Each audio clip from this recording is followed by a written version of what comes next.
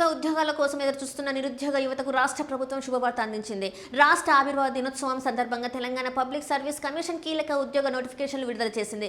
Road and భవనాల శాఖ మరియు తెలంగాణ రాష్ట్ర కాలుష్య నియంత్రణ మండలిలో మొత్తం 290 పోస్టులకు భర్తీ ప్రకటన జారీ చేసింది. ఈ నియామకాల్లో R&B శాఖలో 202 అసిస్టెంట్ ఎగ్జిక్యూటివ్ ఇంజనీర్ పోస్టులు, 49 అసిస్టెంట్ ఎగ్జిక్యూటివ్ ఇంజనీర్ పోస్టులు ఉన్నాయి. అలాగే తెలంగాణ స్టేట్ పొల్యూషన్ కంట్రోల్ బోర్డులో 19 అసిస్టెంట్ ఎన్విరాన్మెంట్ ఇంజనీర్ పోస్టులు భర్తీ చేయనున్నారు. అభ్యర్థుల ఆయా పోస్టులకు నిర్దేశించిన తేదీల్లో ఆన్లైన్ ద్వారా దరఖాస్తు చేసుకోవచ్చు. సివిల్ పోస్టులకు జూన్ 6 నుంచి జూలై 13 వరకు, ఎలక్ట్రికల్ పోస్టులకు జూన్ 8 నుంచి జూలై 15 వరకు, అసిస్టెంట్ ఎన్విరాన్మెంట్ ఇంజనీర్ పోస్టులకు జూన్ 10 నుంచి జూలై 17 వరకు దరఖాస్తు స్వీకరించనున్నారు.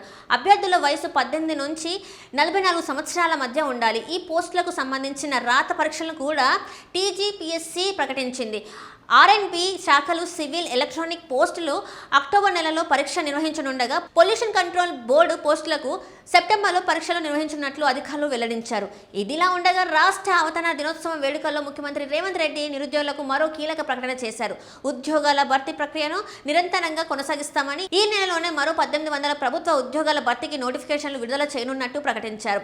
ఇంజనీరింగ్, కాలుష్య నియంత్రణ మండలి, అటవీ శాఖ, టౌన్ ప్లానింగ్, విద్యాశాఖ తదితర విభాగాల్లో కొత్త ఉద్యోగాల భర్తీ చేపట్టనున్నట్టు సీఎం తెలిపారు.